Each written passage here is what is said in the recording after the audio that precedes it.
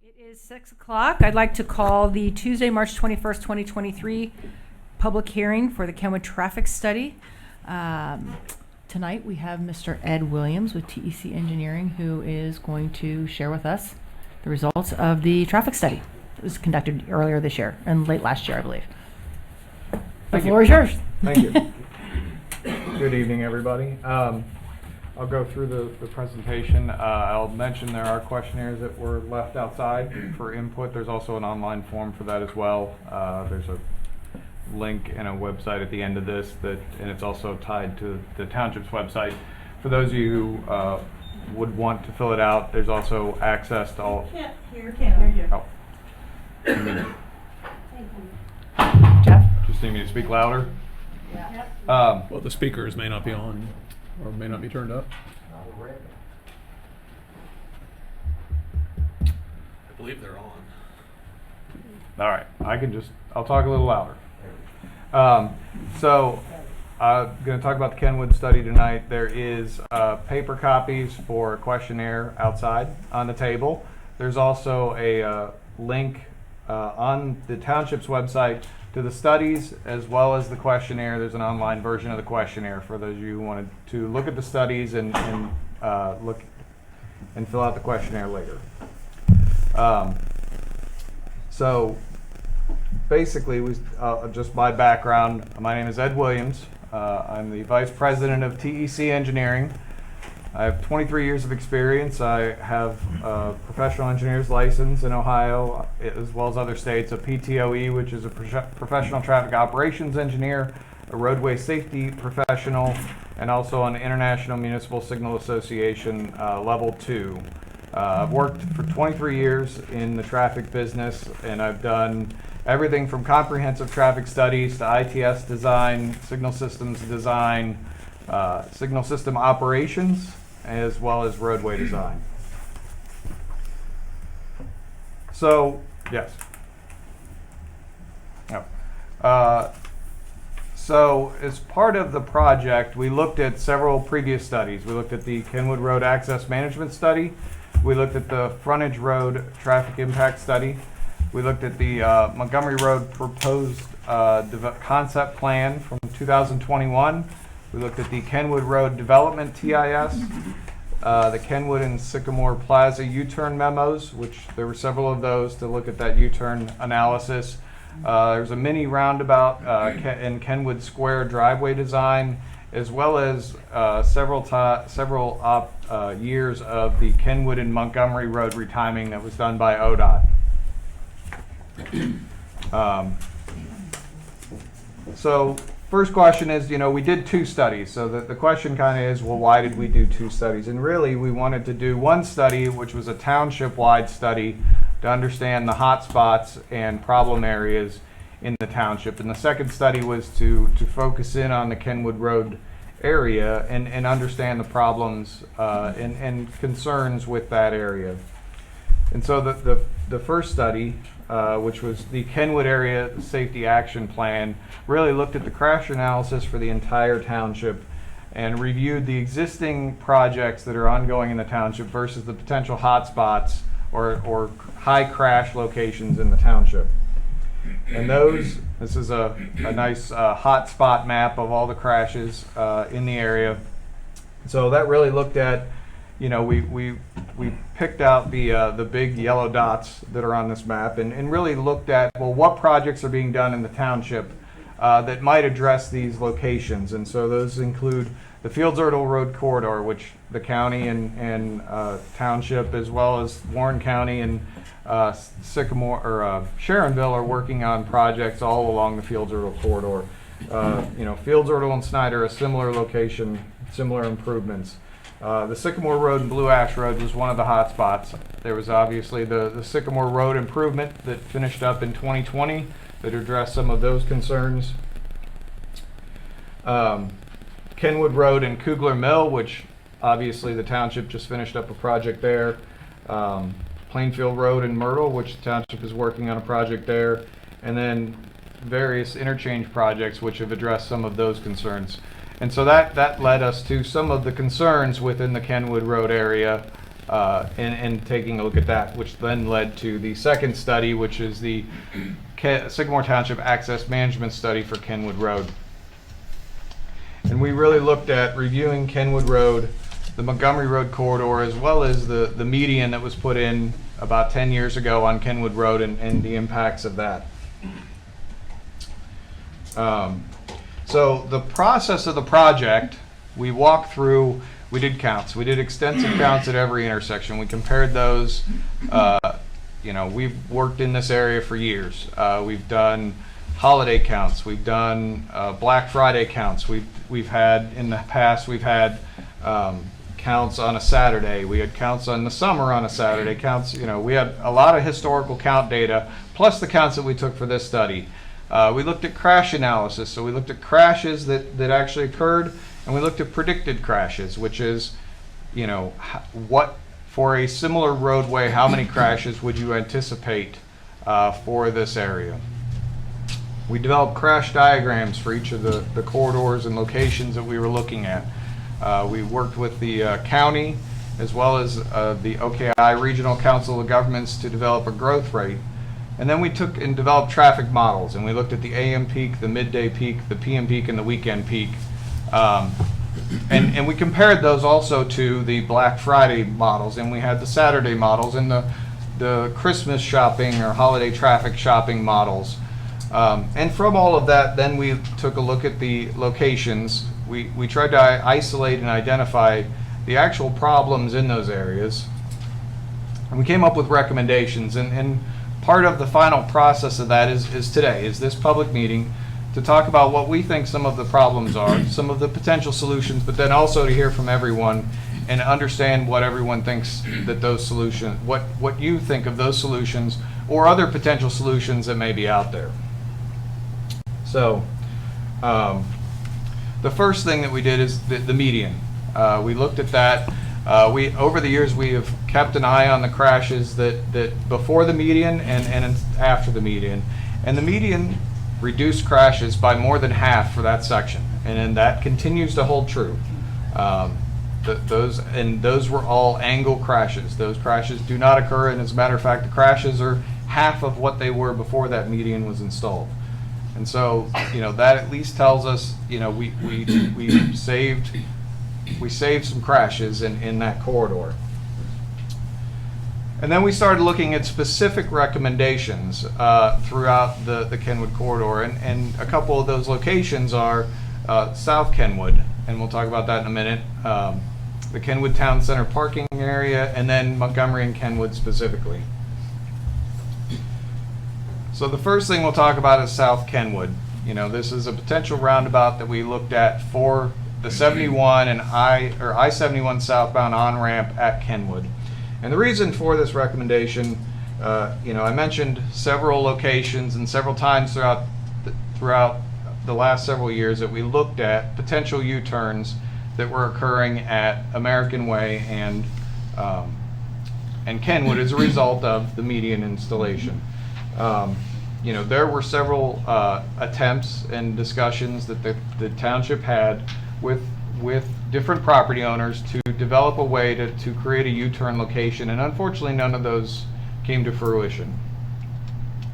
You know, this would address that concern. This would provide a U-turn location along Kenwood Road for those. This location would also provide a nicer intersection for Kenwood and I-71 southbound. It would also provide a nice gateway to the area. You know, as I mentioned, the township has looked at several locations and several attempts to come up with a U-turn location, and between property owners, negotiations, grades, none of those came to fruition. So then the second recommendation that we looked at was the Kenwood Town Center parking. So any of you that entered the parking lot off of Kenwood Road, which is I call the cinema, but obviously the cinema's not there anymore, there is a lot of congestion, specifically, there's a lot of congestion entering that, specifically because of the way that the parking lot is configured. And what happens is it's a very short distance until there's an intersection, and as much as you try, there's a lot of gridlock that occurs because of that. And so these are some pictures of what happens in that parking lot, some live video that happens because of what happens in that parking lot. As drivers enter, as the drivers who were in there attempt to find parking spots, it ends up in gridlock. And so what we looked at and are proposing is something similar to what the mall did up on the front side of the mall. You enter the front side, you have to go all the way up to the front of the mall. You can't make a left. And conversely, on the other side, coming out of the parking stalls, you can't make lefts. You need a distance to that intersection without the gridlock, without the decision points, so that those drivers for that intersection and that signal can operate and get into the mall, instead of getting gridlock conditions, which you see in some of the pictures up there. And so this is a second recommendation, or something similar to this. Obviously, there's also a couple weird intersections, skewed intersections within the mall parking lot that are difficult to maneuver. And so those are some things that should be considered as we move forward. So the last thing that we'll talk about is Montgomery and Kenwood intersection. And so, this intersection, working on this year in, year out with timing, it is the pinch point of this entire area. Every year I'm working around the holidays, and I'm talking to ODOT about the signal timing at this intersection, and there's just not enough green time to go around. There's too many cars trying to get through the intersection. There's also a lot of things that we could do to improve the operation of this intersection. Discussion of the issues. There are crashes. There's crashes there's crashes along Montgomery and Kenwood. There's crashes between Montgomery and Orchard on Kenwood. The Orchard signal is very close to the intersection of Montgomery and Kenwood. It's approximately 300 feet. There are driveways on the east side, or on the west side of Kenwood, between the two intersections. There's a bus stop just north of Montgomery on Kenwood that oftentimes blocks traffic. And then there is the short stacking for the southbound left turn lane that backs up against the left turn lane for Orchard. And so, there are improvements that we have looked at. First off, it would be potentially northbound and southbound right turn lanes. Those would definitely help the operation of this intersection. The right turn movements are upwards of 150 to 200 cars in an hour during the peaks, and that's at every peak. And so those right turn movements are needed. The northbound to eastbound movement has a definitive benefit of, there is an added through lane on Montgomery Road that gets added. It's a third through lane. So it's kind of a de facto add lane if you did add a right turn lane on Kenwood, northbound Kenwood. Southbound Kenwood, that is something that we can consider. The volumes are high enough. We could consider an add lane on westbound Montgomery when we do this. As I mentioned, and we talked about it, there's a lot of crashes. There's a lot of crashes at both of these intersections that need to be considered. There's a lot of crashes, a lot of injury crashes, and some of these could be helped by some improvements. We talked about backup. Again, these are some traffic observations from the years of doing operation of the signals. You can see the left turn lane is queuing out of the left turn. The left turn vehicles are queuing out of the left turn lane. This in effect turns southbound Kenwood into a one-lane road, and that happens often. There's not enough green time to fix this problem because the left turn lane is just not long enough. And conversely, in some of these pictures, you can see the bus stop just north of the intersection. That turns northbound Kenwood into a one-lane road during these times, and so you end up with a two-lane road going through this intersection. which really constricts the movement of traffic. So realistically, what we're talking about, understanding the problems, there's 300 foot between the two intersections. There is a backup of left turning vehicles out of the turn bay, especially because the southbound left turn is restricted by the left turn, the northbound left turn at Orchard. This effect turns Kenwood into a one-lane road. The crash is due to congestion at Kenwood and Montgomery, plus there are crashes due to some of the driveways on the west side of Kenwood. The spacing of Orchard plus the driveways don't meet any current access management standards. The southbound left turn lane just needs to be longer. I think that is something that we, I can state and just needs to be done. And then there needs to be something done with the bus stop that is just north of the intersection. That bus stop often stops and creates issues. So I think there are options to fix this, and it doesn't have, these are options. I think there should be something done with the signal at Orchard. That could be relocation of that signal. There could be something to look at, can that signal be moved north to create more spacing, for that left turn lane, the southbound left turn lane in Montgomery and Kenwood. Is there access restriction? I know that's a thing that we don't like and we don't want to talk about, but that's something that I think we should put on the table as a discussion. And from previous studies, there have been looks at the township owned properties and potentially using that to provide some access management for this area and provide a different type of access to some of those businesses. And so those are all things that I think we need to consider and think of as recommendations for this area. On top of, as we discussed, the northbound, southbound right turn lanes, improved operation of that signal, and ways to improve that. With that, as part of the study, we understand the development. We looked at the 2021 study of the development of those properties, the township properties, and there were a look at how that could develop. And there's concepts within the study that show that there could be some development on that property, and we took that into account as we did our traffic projections to look at how that volume of traffic could be addressed with the improvements and to make sure that it was addressed.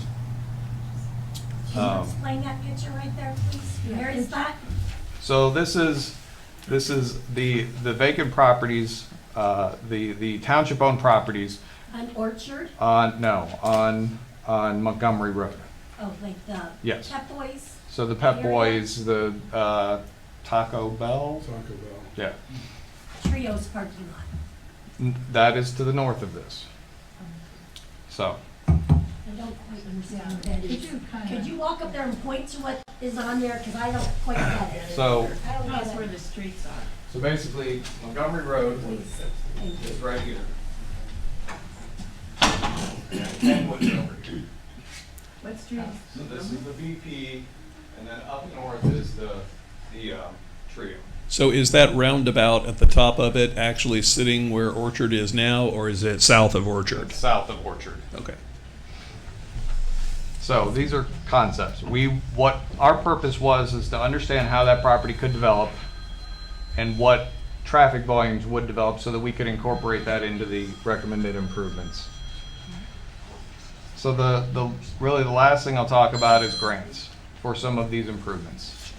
There are a plethora of funding mechanisms for this. We have looked at these funding mechanisms before. There's Safe Streets for All, as well as RAISE grants, which are part of the BIL infrastructure legislation. There's SORTA Infrastructure Fund. There is CMAQ and STBG, which is through OKI. There's Ohio Public Works Commission, and there's TID funding, obviously. And so all of these are options to fund the improvements. Obviously, what we're here today is to find out what everyone thinks about the recommendations, what everyone thinks about the overall operation of things, and try to come to a final recommendation of what we should do to address the problems.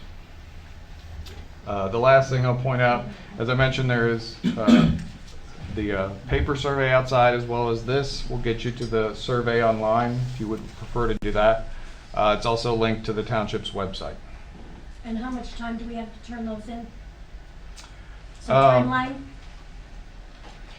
I mean, There's no time. I can keep it open as long as possible. So there's a lot of information in the studies, and I understand that, and so I mean I will keep it open as long as needed. How about mailing that out? Because there are a lot of elderly people in our neighborhood that aren't computer literate, that couldn't do that. Could we possibly mail these out? I mean, I think so. Because the only thing I received was something that had a link. Mhm. Not, I can get on there, Yeah. but there are people that don't have computers in our neighborhood. So can we give out some more information I in think- our little, what's our neighborhood, holiday? Happy Acres? Holiday Acres. Many of the people in our neighborhood didn't even get a notice at all. None of my neighbors I've talked to received any notice whatsoever. I think what we might want to do instead of mailing them out just randomly is we'll make copies available here at the township so that if anybody wants to come and pick one up, we'll pay to copy it, print it, the whole 9 yards, rather than just sort of blanket mailing folks large packets of Well, information. We spent a lot of money on this gentleman here, Right. no offense, which, I mean, 100 stamps is, not that expensive compared to these studies we're paying for. No, I think this is a pretty deep study, is it not? Well, he's talking about the survey. The survey. Oh, you want the Yeah, survey? I thought you were talking about the entire study. No. Sorry. I thought you were talking about the entire stuff. I did too. I was going to say we can certainly make copies of the study here available if somebody wants to come and pick up the study, because it is quite a detailed, thick packet study. We can get the survey out. But we can get the survey out for sure. Sure. Thank you. Can we make sure it goes to all the neighbors in the neighborhood, not just a selected group? Because, again, there were neighbors I've talked to never got anything in the mail. I did, but my other neighbors did not. They didn't know anything about it. I don't know what the mail radius was. What radius did we mail this on? Trace? We mailed this to all business owners and residents on Montgomery and Kenwood, and then down Orchard, along with everybody in the Styrax, Spira area. Well, but that's This not this also affects Deer Park. This also affects Deer Park, because they're coming up Orchard also. It's their access. Yes, we're not mailing anything to Deer Park residents. I can tell you But that. I'm sure they might want to have something to say about it. There's Largo, there's Alhambra. This is where I live. Largo and Alhambra was on the list. But they didn't get them. There's lots Okay, of people they were that- mailed out to that area, so we'll have to check on that. By the way, for those of you standing, there are a few chairs in the corner if you want to grab one, and a few out here. Thank you.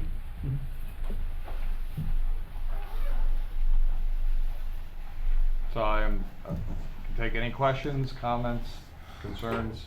How long has this been going on, your study? So we started looking at things, I think we were under contract probably around last summer, if I remember correctly.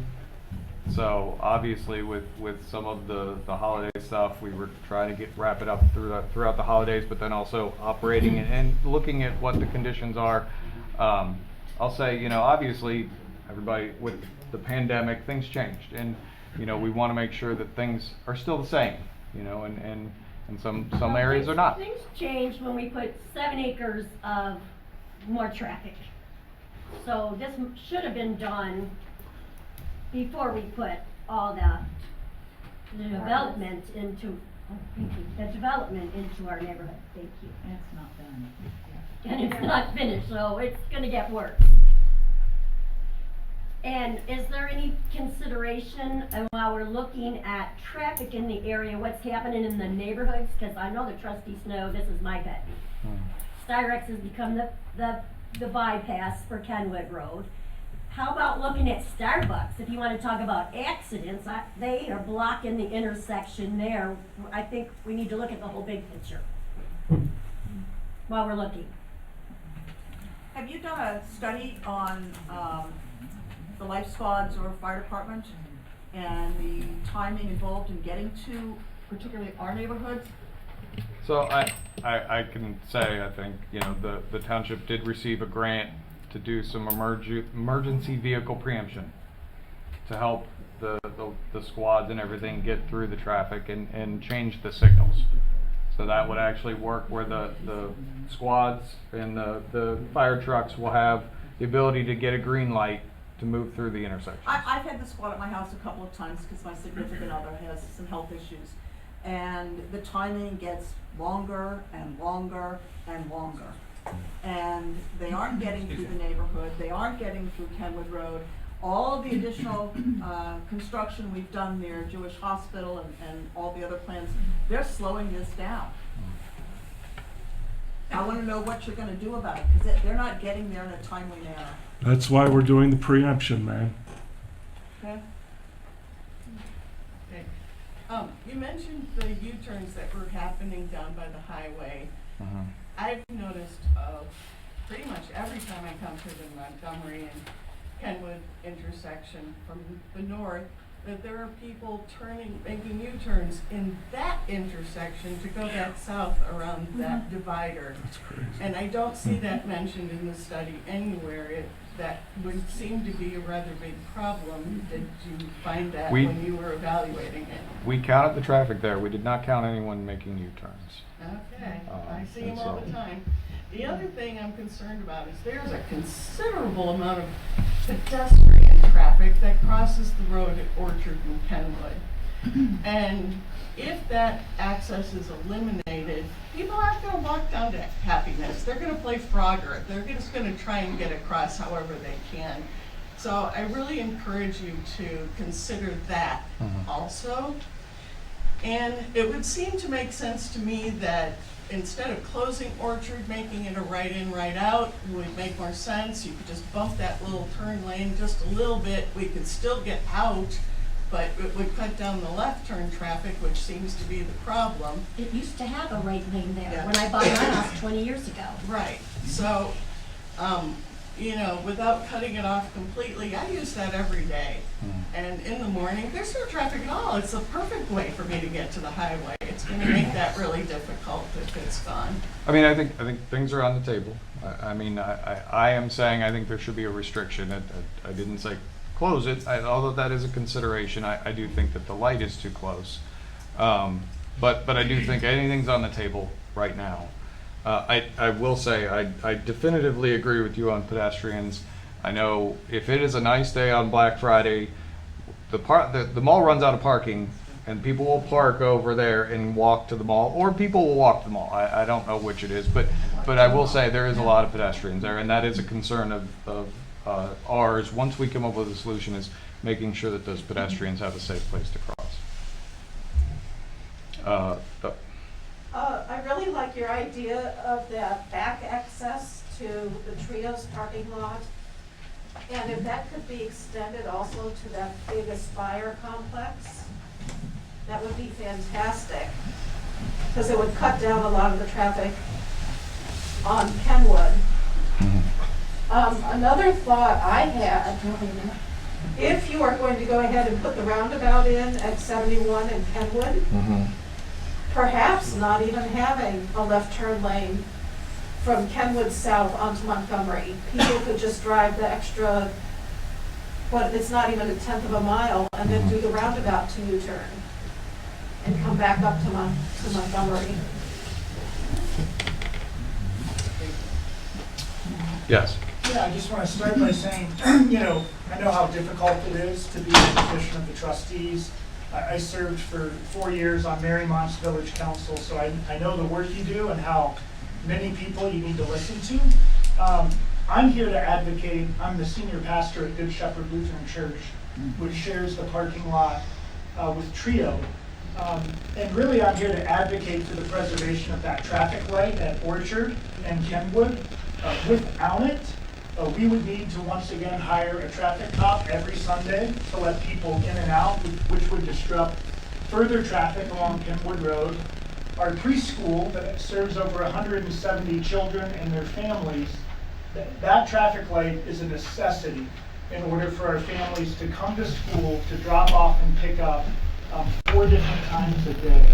And so on behalf of also the local faith community, local preschool, and I know Trios, I think, shares the same opinion, we share that parking lot. That traffic light at Orchard, if it were to be removed, would be absolutely detrimental to our ministry, not just on Saturdays and Sundays, but every day of the week. And so when I heard about that, it piqued my interest to come and learn more. Yes. There used to be a left turn light at Orchard and Kenwood, and that was taken out. It's been many years, but there used to be one. And I don't understand why we can't just put that back in. I think the traffic would be facilitated a little quicker onto Orchard from Kenwood. But that you have to wait, and sometimes you'll wait 3 lights just to turn left. Yeah. If there's enough time for them to go straight, why can't we put a light in to turn left again? And the timing, I went out the other day, the timing between turning right onto Orchard, going down Kenwood Road, those lights are not timed.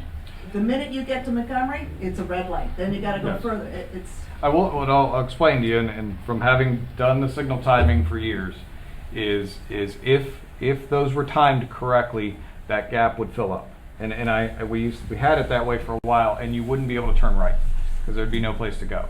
And so we have to anti-coordinate it so that you hit a red at Kenwood, but because all of that traffic has gotten out of your way, so you can get off Orchard.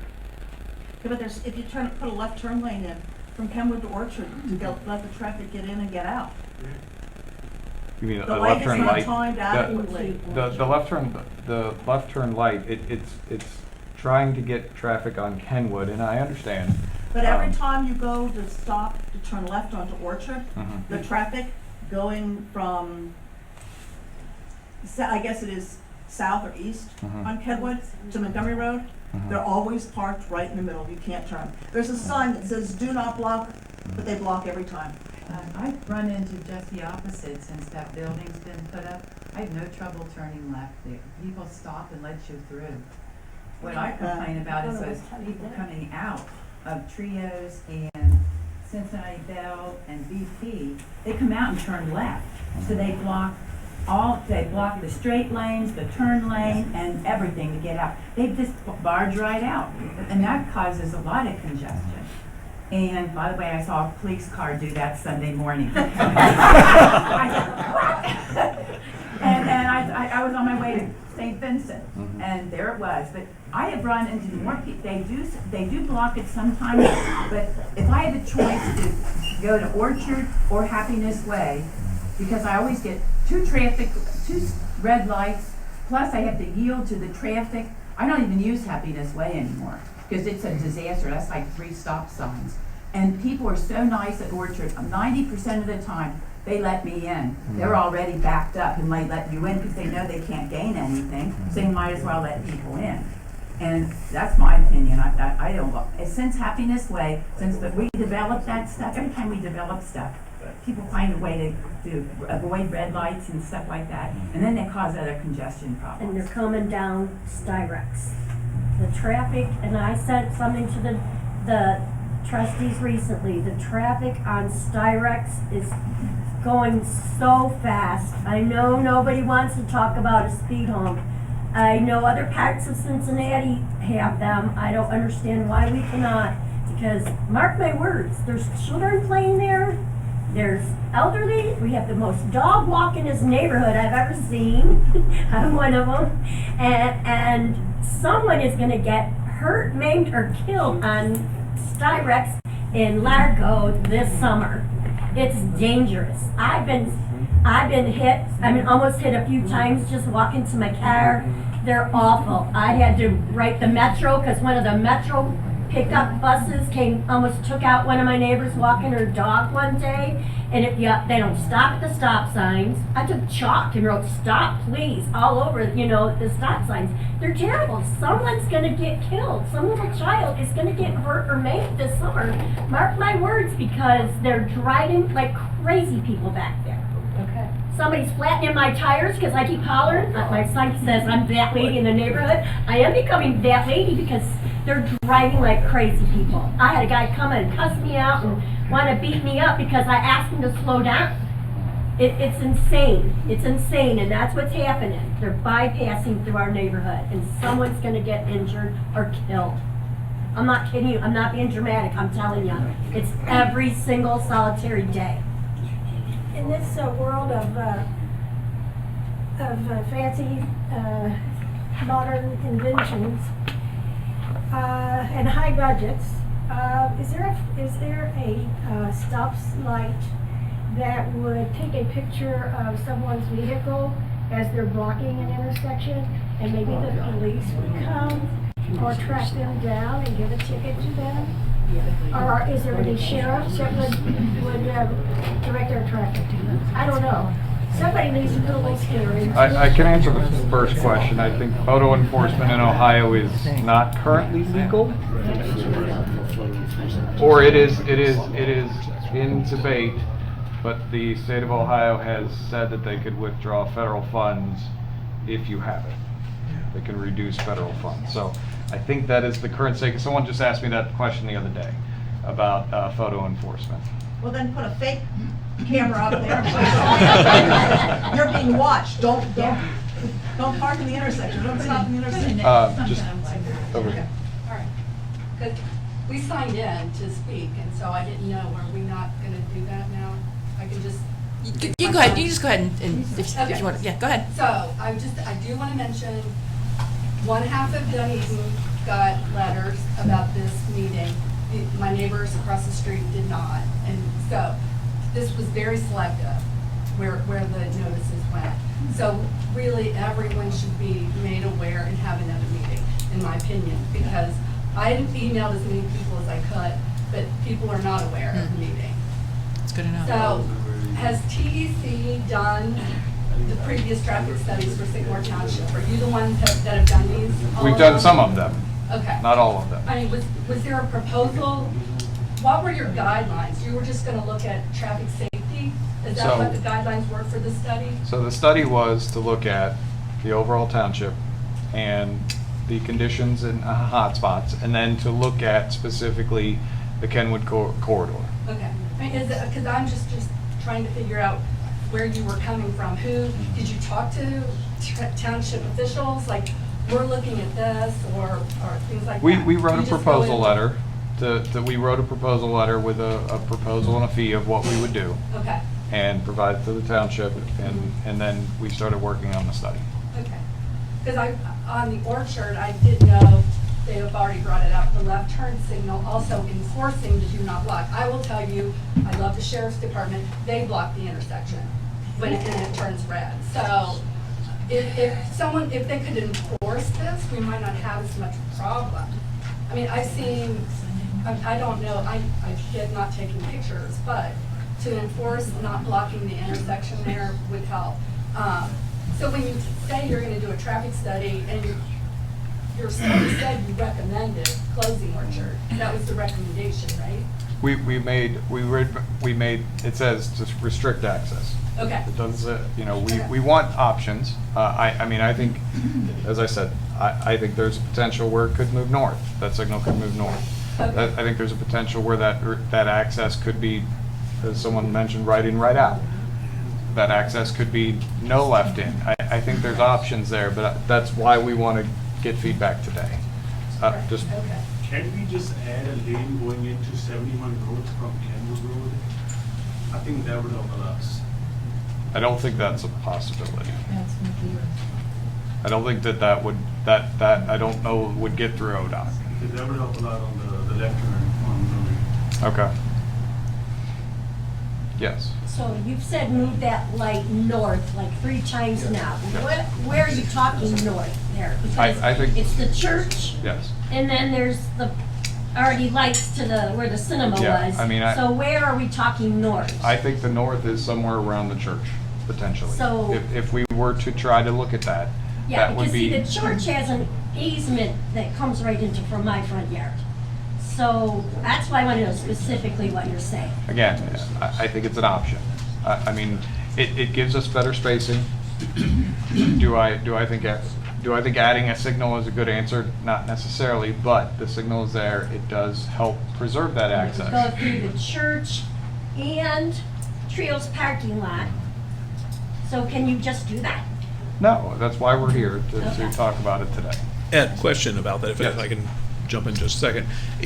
Would it be feasible on southbound Kenwood Road there, where there's the problem at Orchard with traffic stacking, waiting to turn left, to actually put a stacking lane on the north side of the light too, that's signalized, where traffic could stack and queue up basically to move through it into the lane? That way you don't need to encroach on the properties around there necessarily, but you could still control the turn. So I think the better. problem becomes, the southbound left turn lane backs up against the northbound left turn lane at Orchard. That is where we run into the issue of, once that backs out, and I will say people are abiding by the striping, which is good, but once that backs out onto Kenwood and potentially through Orchard, then it restricts Kenwood down to one lane.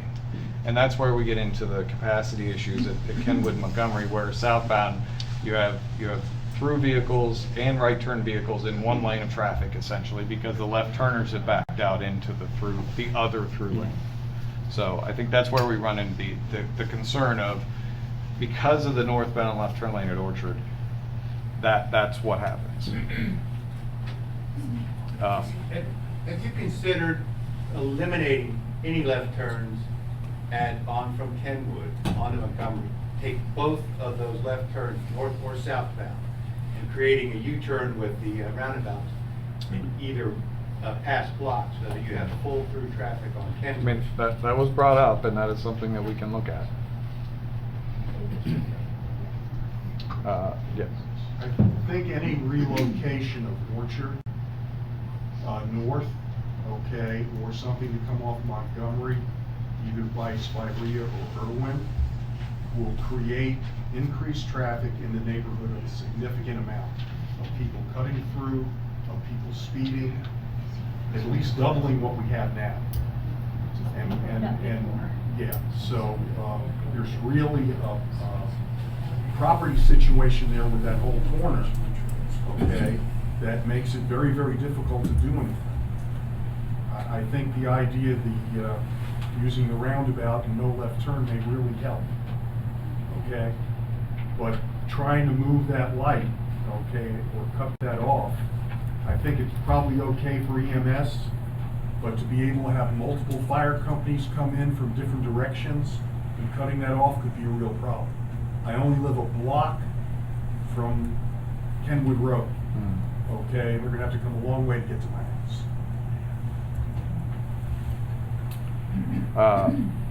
Okay. Bordeaux. Of course, you know me, but for everybody else, my name is Wardell Wilcox. I'm with Becker Engineering, and actually Greg Pansaro contacted us and wanted us to just kind of get a look at the study from a technical standpoint. Can you speak up, please? Oh, I'm sorry. I have a few points. Should I get that on the mic? Would that help? Yes. Can I ask a quick question as you're coming up? Just slightly different thing. The roundabout proposed at 71, would that eliminate the light at American Way as part of that? No, I think that could still function, and there's ways to address concerns over that, but I think that could still function there. Again, as I was saying in the back, can you hear me now? Okay, my name is Wardell Wilcox, and I am with Becker Engineering, and I'm working on behalf of, or was contacted by Greg Pansaro, specifically concerned naturally about the one recommendation, and I may have misunderstood it. It sounded like it was pretty firm that it was recommended to close Orchard Lane at Montgomery Road. It's kind of in two reports. One, it says close. Again, my understanding, one, it said close, which I think was the safety action plan. And then the access management, it said, if not closure, then, you know, some other type of restriction, right turn in, right turn out. And the only thing I wanted to kind of touch base with you, because when I spoke with Mr. Pansaro, the first thing I said is, has Hamilton County Engineers Department been engaged at all in this process? So when I reached out to the Hamilton County Engineers Department, they had just received the report when we had received the report, so they did not have a comment at that time. So if you could kind of help me understand, what is the process here from the standpoint of what you're doing, that that's a county road. You have recommendations you're sharing with the public, but the county hasn't given an opinion as of yet. Just kind of curious from that standpoint. So, I mean, I think obviously we want to make recommendations and we want the public's input.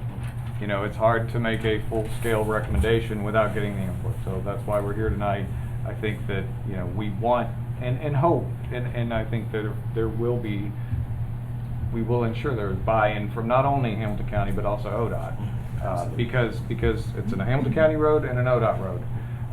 I do think that, you know, trying to make things safer, trying to improve access, improve traffic flow is key, and I think that's I think ODOT and Hamilton County would say the same thing. But I think we need to get an answer. We need to find out what people think before we make a hardcore recommendation.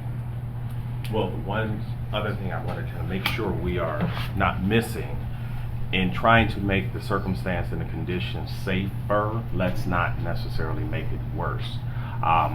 Specifically, my concern when I saw or thought that the specific recommendation was the closure is the emergency response. I think someone just mentioned it.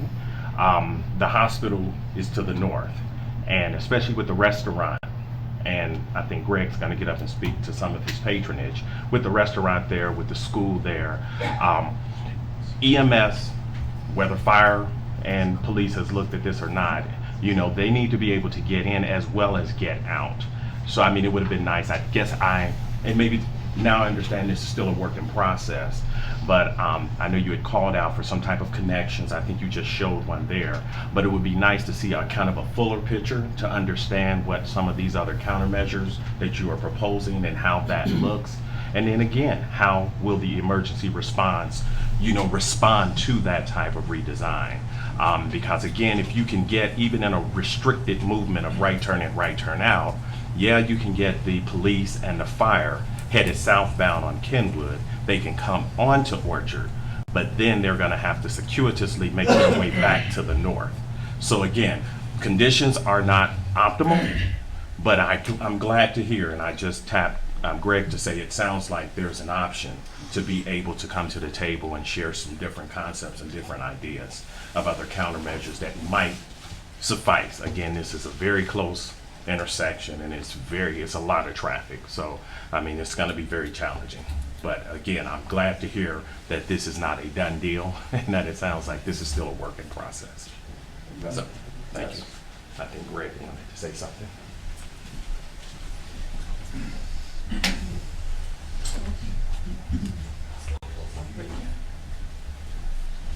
Tracy, Tom, and Tom. How y'all doing? Hey. Hi.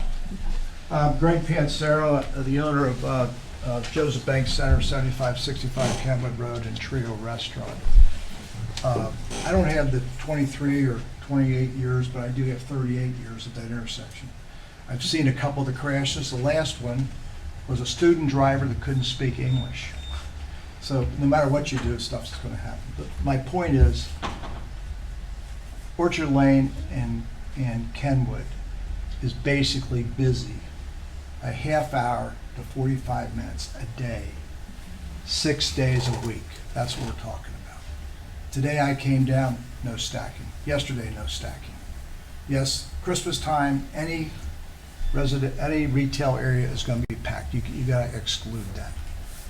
But I don't believe there's been any real improvement to that intersection regarding safety in the last 60 years. We've added some crosswalks, yes, and some things like that. However, when Happiness Way went in 2 years ago, they got the big Happiness Way light. They got the silhouettes around the traffic lights, okay? That tells a driver that there's a traffic signal here. You got to slow down, and maybe it's going to turn. You talked about bus stops earlier. Forget about Orchard and Kenwood. Anywhere in Sycamore Township, the bus stop should be after the light. The bus blocks the view of the driver putting his nose out, so if somebody does want to run the red light, they can't see him. Another safety factor, Nordstrom going into Fresh Market or to Sycamore Plaza. That bus stops on this side. So if you get the green light and somebody's going to determine to run the red light, you got a wreck. if the bus was on the other side, you can see that car coming, and you can also see the right. And there's no difference for somebody getting on or off of that bus if they get off on this side of the road or that side of the road. So I would say in Sycamore Township, you ought to make sure any bus stops are past the intersection. Montgomery Road, the bus stop in front of Terry Bryant's Sycamore's property, that bus stop is past the intersection. But those buses all along there, they can cause accidents. And that's probably some of the accidents that we've experienced. But there are many ways, Ed. Greg, can I just make a point? Yeah. I want to understand you better. You're saying that the bus stop should be past the intersection. So as you're going Coming out of north- Nordstrom, going into Fresh Market, okay? Are you talking about all of them, or are you talking about just this one? in No, particular? I'm talking about all of them, Tom. Because we do have that issue right there right in front of Nordstrom on Kenwood Road. It's past the intersection going north. The and bus that's stops on and the left side. The bus stops on the right side going north, stops on the right side, just as it passes Montgomery Road. It stops multiple times a day, and including around 5:10 every day. And it blocks traffic up, and Ed made a note of that, it blocks traffic up all the way down, which turns that northbound Kentwood into a one-lane road again. Because he parks right there, and he doesn't move. I'm on Montgomery Road right now. Okay, I thought you said all of them, I'm sorry. Well, I wanted to clarify that. The one coming out of Nordstrom going into Sycamore Plaza or Fresh Market. Yes. That bus stops when you're coming out of Nordstrom there, the mall. Yeah. The bus stops right on the left I'm with you. side. I'm with So you. now, if you got a green light coming out there and you're gonna go to Sycamore Plaza, you nose out, somebody running a red light, you got a wreck. I'm with If the bus was on the other side, That's why I was asking you to clarify that. I thought you said all of them. I Because think we do all- have I that think- issue- We do have that issue on Kenwood Road, it's a problem. the one on Kevin Road, for example, shouldn't be at Orchard. The idea would be, maybe you put it down by Dewey's, but it should be on the right side of Dewey's, not on the left side coming from the hospital, because it blocks the driver. You know I'm what I'm not going saying? to disagree with you, I totally agree with you. I mean, it's been a real problem for a long time. But those are simple solutions to maybe improve the safety on Orchard Lane, hence saying. Also, I don't know if you looked into, right here in Sycamore Township, in Kenwood, not anywhere else in the county, you have lights that allow 2 lanes to go left. You could have them go left, so you could keep that lane short in order to save Orchard, if that's one thing we're talking about. You've got it right here at Hosbrook, you got 2 lanes going left. Right here at Galbraith in Montgomery, you got a delay, you got a green and red, which would let your lanes empty out. You wouldn't get your one lane. Did you look at that? We did look at that, because without pushing the entire road over to add a second left turn lane, you would have to make Kenwood and Montgomery split-faced. So northbound would go and then southbound would go, and it doesn't operate better than the way that it does now. I think that ought to be seriously looked at a little harder. Okay. You know, I think there's options to improve and keep Orchard Lane down to less crashes. And I think Wardell indicated it's not really showing up on the national average. Galbraith and Kenwood is more dangerous than Orchard.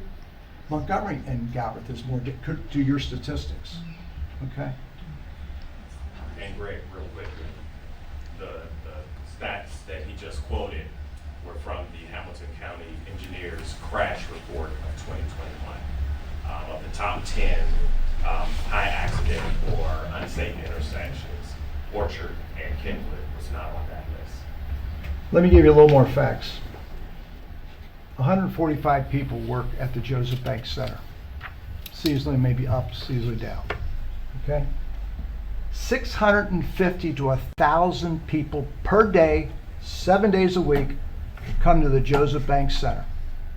650 to 1,000 people. It's Trio, it's Talbot's, it's Joseph Banks, it's Luceris, it's the dentist, it's the offices, it's Cincinnati Bell. We are part of the JEDs. It's 145 people plus the businesses that pay into the JEDs for Sycamore Township. I would say there's more JED money coming out of our property than the CIG property. That's residential and hotel, there's hotel tax. But we have the JEDs tax and we pay into it. The Joseph Banks is one of the top in the region. Talbot's is very successful. The new baker, if you haven't been there, Blue Sal's is probably the best baker in the Midwest. We are fortunate to have him, okay? Trio is iconic. It's been there for 37 years. It's well known. It needs access. We cannot lose one customer in today's margins with high price of food and that. We need access. We have the 650 people to 1,000 people. That's a lot of people that we move through there. Okay? We need access. No restaurant can run without access. Last but not least, our family has been a big supporter of Sycamore Township. And I'm proud of what we did. I brought F&W Publishing out of the city of Cincinnati to Galbraith Road, 70,000 square feet. I brought Freiburg Orthopedic out of Blue Ash to Sycamore Township. Okay? There was a little ad in the Cincinnati Enquirer, GSA looking for property. I'm the only one that responded. That turned out to be the FBI site. I think Tom was proud to have the FBI site. We also have a Hampton Inn. There's a little center where our Cabin of the Roses is. It was a crummy little center. The landlord wouldn't put any money into it. It was underparked, had no sprinklers, it was dilapidated. Our family came in and we overspent. It's a cute little center with adequate parking, sprinkler system, new roofs, electric, and everything. Our family is long-term partners here in Sycamore Township. My father-in-law's dad bought the property where Indian Creek, and that was her farm. My wife, her farm was Kenwood Town Center. Unfortunately for me, she wants to go home every day and shop. But anyway, that was their farm. They grew up there. Her lemonade stand was at the corner of Montgomery and Kenwood Road, okay? They had the property. We're not developers that come in here and flip property. Some of these developers are gonna flip out in 7 years and they're gonna be gone. The family's been here since the 30s. My son's in the family business now. We have director of operations. We're planning another 40, 50 years. I hope I'm here to see it. But anyway, so that's where I want. We have a long-term relationship with Sycamore Township. We need to make improvements, Ed, that we can maintain that light. You talk about close lights, the light on Galbraith Road by Tri-Hill, and then the towers of Kenwood. Those are as close as that, and those were just added in the recent years. So with that being said, I think there's ways to improve Orchard Lane, keep it for our business and for the residents. So that's my story.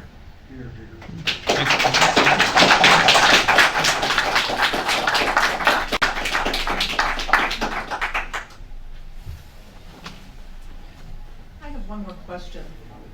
The Starbucks on Montgomery Road in the morning is horrendous with the traffic. Is there anything that's going to be done to fix that problem? Because I think It's terrible. you can't get around it to even go down Montgomery Road. They're hanging off Yeah. the entrance and they're stacked up. I mean, the cars are all waiting to get in there. They have a terrible little parking lot. Isn't there someplace else we can have them move so it's still beneficial to, you know, to Sycamore Township? But it's very dangerous there. Not just mornings, but mostly in the Yeah. mornings. It's There's a really lot of dangerous. traffic that goes through there, but most of it sits on Montgomery Road. It sits. I mean, they sit to Yeah. need to get in there. Yeah. I'll stand up because I do have a soft voice. It wasn't brought up, but right by Jewish Hospital at Kenwood and Galbraith, the timing, I know you said you looked at the timing, but I don't think it's right because if you're going left, and your little arrow comes on and you start to go, 3 or 4 more cars keep coming, and it doesn't matter if I'm on Galbraith going left on, which I always thought was east, but now I realize it, or west, that is north. Anyway, toward here, Okay. from there. Okay. That's north, is that Yes, right? that's Okay. north. If you're coming north, 3 or 4 cars go and you can stop and let them go, and then the other traffic starts coming because now your arrow's not green anymore. I've also done it the other way, coming from the mall to Okay. here, turning left, and cars keep coming that way. I don't think that Okay. timing is right. I will take a look at it. Thank you. And then secondly, I know I don't want to do this for the deaf horse, but the ordinance Orchard, and I do go to work there, and when I turn right in the morning, I can't get over. I know you said the timing there is good, so the traffic clears through. Sometimes it does, it's 50-50, sometimes not. My lady will go, and it's usually if somebody needs to turn left, but walkers are walking over towards Trios. And then by the time they go, then I don't have a red light, or I do have a green light, and the cars are there, they're stopped. So I don't think that timing, again, that one's 50-50. Okay. Number 3, I know you mentioned the dog walkers. I also see a lot of cyclists. I think that people come, I don't know where they're coming from, but on Orchard trying to get to work, maybe to get to the restaurants on their bicycles. I just think it's real unsafe for them. I wish they had a bike lane. And then lastly, the speed bumps on Styrex. I live right where that stop sign is, where Mrs. Cooper's farm was, the original farm for our neighborhood, and she has the barn still there where kids play basketball. Kids come from all the neighborhoods, it's so cute, and they play basketball there, and then they're talking, dribbling the ball, and the cars do not stop at that stop sign ever. They fly through there. And it would be so nice to have speed bumps, because I'm like you. I had my neighbor across the street 2 neighbors ago. They left there because the little girl was almost hit on her bike. And that's dangerous. It's very dangerous. They come around that corner and they don't stop going down, and then they build up speed to come up the hill, and they're driving like cars and crazy they fly people. around the park cars, and you might be coming down that hill and You they can't see you. anything. It's so dangerous. It is so dangerous. Just one more thing from me. There is, I don't know if the township, or not the township, but the sheriff's department, is it not in their job description to police cars as far as speeding or anything like that? I'm just saying today that I saw Deer Park. I live on Orchard, almost 20 years. I see 3 times somebody was stopped for speeding, and it was Deer Park police. So, does the sheriff not do that type of thing? Well, we can talk to the sheriff's department. Ed's TC, he's traffic engineer. He can't answer about the sheriff's department, but we can definitely talk to them. But before we're over today, I would like to introduce Jeff Newby, who is a traffic engineer for the county, and ask Jeff if he has any comments. There's been a lot of questions about timing and the intersections and Kenwood Road, and next to Jeff is Tom Mazza, also from ODOT. So if either one of you have any comments about what you've heard tonight, we'd love to hear them. With the county appreciates all of your comments, very helpful, since you are the ones who live in the area and have to drive it every day. You see everything that we cannot see all the time.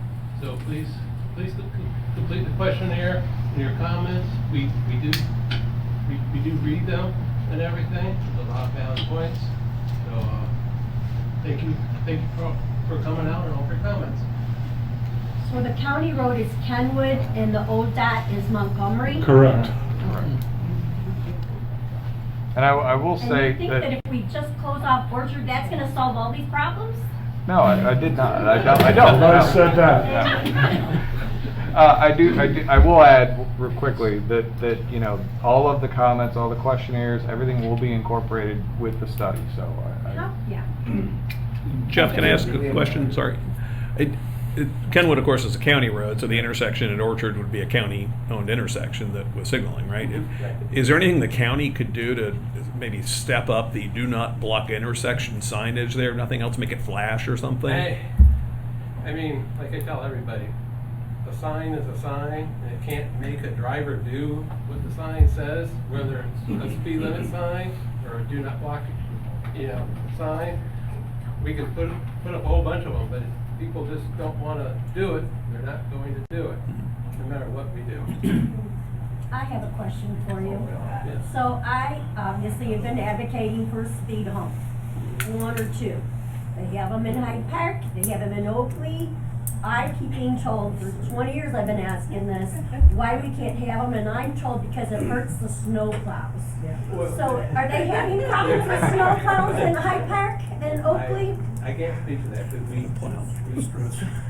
that is not our jurisdiction. The county does not install speed humps because of snowplows, drainage, noise, the response time for emergency vehicles, and those type of reasons. Too placed in the neighborhood's gonna slow it down. Well, I mean, I think they'll go over those a lot faster than they can go around Orchard if it's shut off. I mean, your residential streets are township streets. Okay, yeah, Kenwood is a county road, Orchard is a township road. okay, thank you for that. I have a question then. Can you confirm that they're trying to put the continuous right lanes on both the sides of the Kenwood Road? What we had recommended, the recommendation was for right turn lanes. The Northbound, continuous right lanes, basically. basically right turn, yes. So the thing is, I represent the BP station right there. So how would you do it without hurting the BP and USA Bank?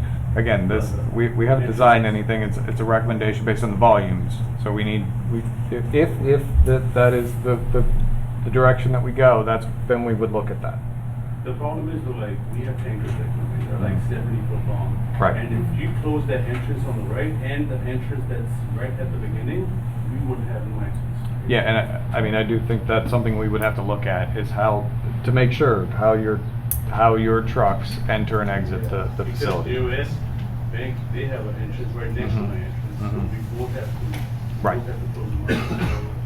Yeah, I mean, again, this is public. Yeah, please Public. take that into consideration. Okay, yes, yes.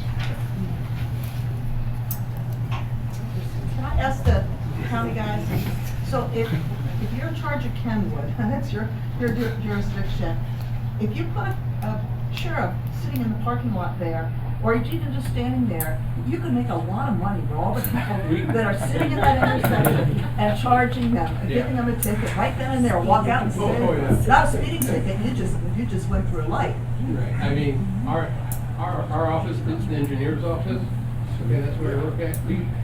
We cannot tell the sheriff what to do. Oh, I get it, but I'm just saying, I don't think anybody realizes how many cars, every time the light turns, I guarantee you there's somebody sitting in that intersection. And that keeps us from turning right or left. That's one of the biggest problems. And then you don't have a light to turn left onto Orchard because you can't even turn it on. One car gets through at best, every time that light changes. Yes. Thank you again. Again, Reverend Dr. Lauren Claritas, Good Shepherd, senior pastor there. I've been on your side of the seat so many times on council in Marymount, and I applaud you for holding this forum, doing a public survey, because you'll never make everyone happy. There's no way to do it. But when people don't like a decision that's made, they often attack the process by which you came to the decision.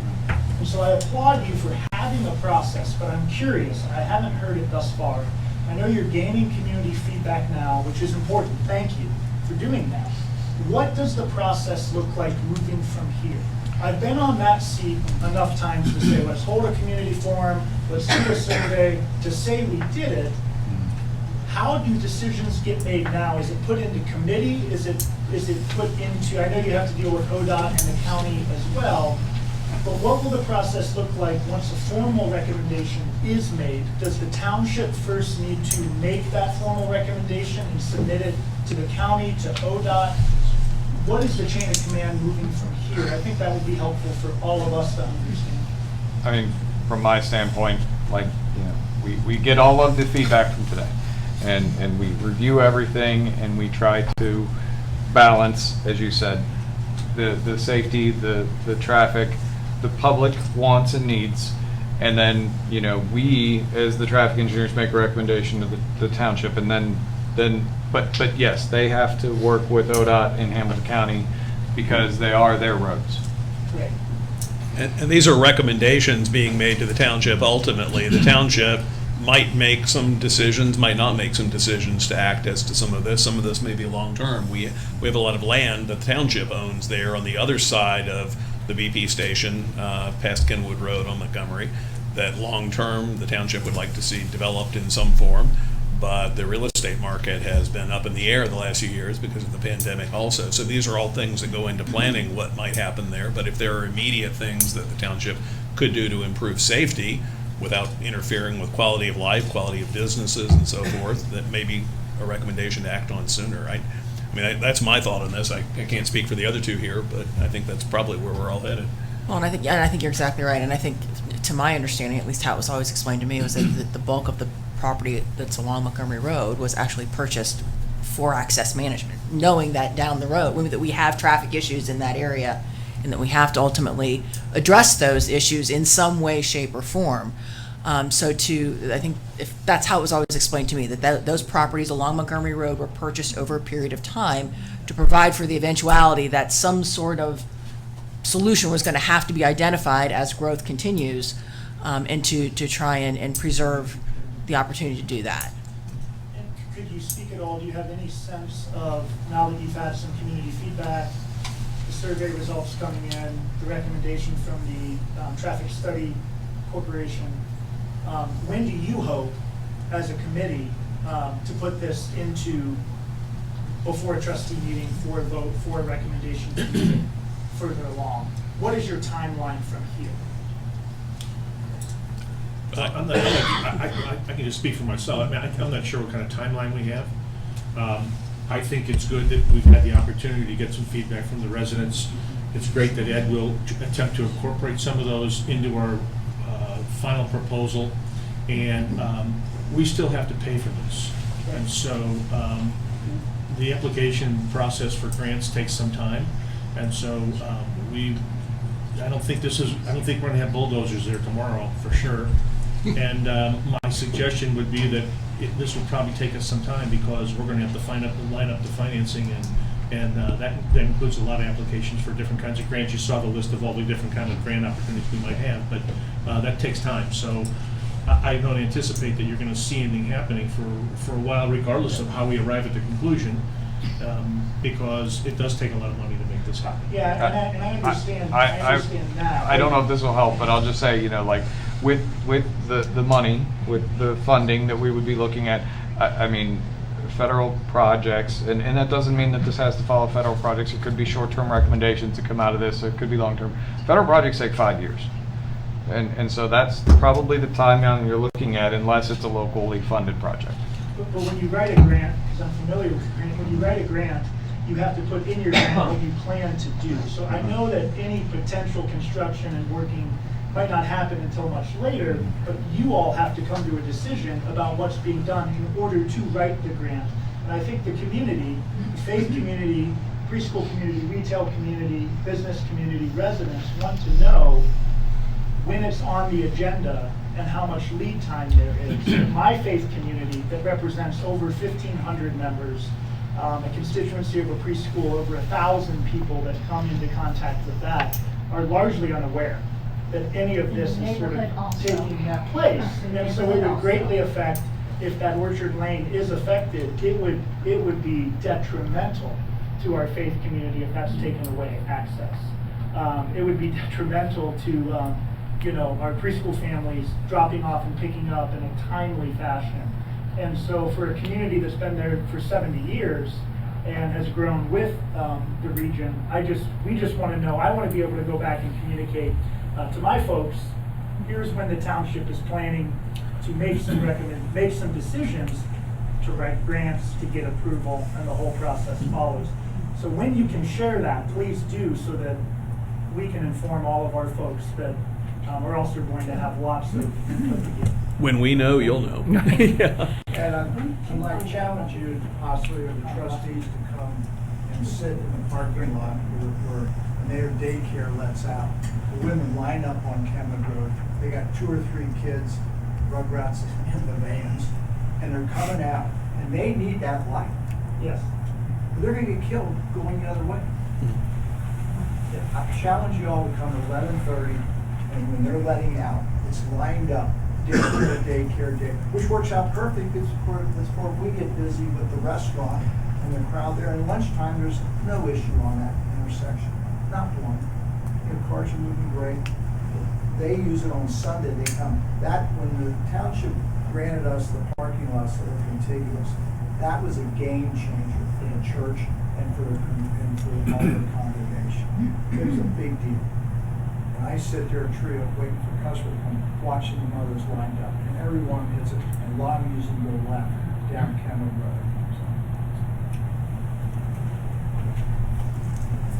I just have another quick question as far as the timing goes, kind of following the pastor. And I'm sorry, Jeff, I didn't see you when I walked in. Because ODOT and Hamilton County have an essential role in this whole process, what is the next step? I kind of was asking that, but now that they're here, maybe they can lend some insight. What is the next step moving forward? Because this is great, this is fine, getting this input is valuable, but will there be an opportunity that the county is going to speak to the public, or the state is going to speak and share their thoughts as far as what the plan is calling for, and be able to give a little more context from their responsibility for those roads, what their recommendations are, if they have any, or are they just going to respond back to, the reports that were put out to the township, and the public may or may not be able to ask those questions of those two entities? I think ODOT and the county are, obviously we're invited here so that they could listen to not only the report, but also the feedback, and it's important that they understand what we're doing, and as I said when we were talking earlier, that we wanted to, it's hard to the chicken or the egg, like I don't have formal recommendations, I have thoughts and ideas, and I have presented those tonight, and I'm glad that the county and ODOT were here to listen to them. I think they probably will review the report. Anything that I get back from them, I will incorporate into the report, and will be open to everyone. I don't know, I'll let them speak though. First of all, our process is to take a look at the report, make comments and everything, and give that back to Ed and the township, and then also take a look at the comments and what's been said tonight. Also, and then there is no project yet or anything for us to have what we have as a public meeting.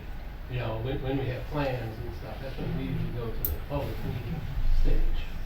Okay, so right now we're just going to be working with the township and TEC with this report and what your comments have been. So I would like, speak if that's okay. I would just like you to realize there's just like a small group of us. We're the usual squeaky wheels in the neighborhood. I know they all roll their eyes when I walk in the door. So, there's a lot more people in this neighborhood than are here. So I don't know how the mailing went out, anything could happen. I worked for the post office for 33 years, too. So anything could happen. But this is a small percentage of people that are going to be affected. So that's what I want you to remember, and you to remember. I used to work for the transportation department for the post office, so I know about ODOT. And I want you to remember, small percentage here. And I know this isn't Deer Park, but they come down that road. We've got people over by the La Rosas we were talking about over there that come, their streets are they complained when we had the development about the traffic. There's a whole bunch of houses. I'm at the front up here near Trio, so that's why I'm a squeaky wheel.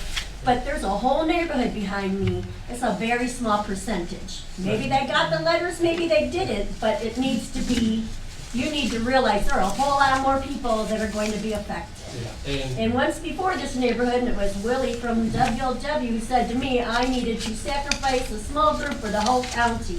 Well, here we are again. That's why I always feel like I have to speak up, because we're always at the end of this, and here we are again. And there's a whole lot of people in this neighborhood that are using this access or need this access for ambulances and things like that. So, and police, I wish we had the sheriff's department here. I thought they came to meetings. I don't see any representation from the sheriff's department here today. But, there are a lot of people than just the 40 of us or whatever that are here. Right, and I would hope everybody here would go to those years and have them do the comments, Yeah.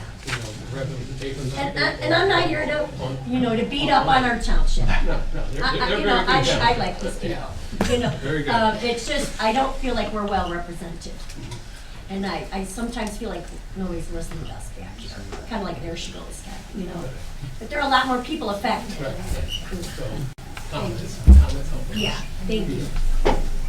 In the interim, Hey, I think there's somebody over there trying to speak. oh, okay. I have neighbors who said they sent the township, I don't know whether it's the trustees, whether it was you, Tracy, or zoning, they were sending their comments to this. They couldn't make it tonight, kids have practice, things like that. Several people told me they were gonna send. Hopefully you have their comments as well. I did not receive anything. My- Might have went to our info or something.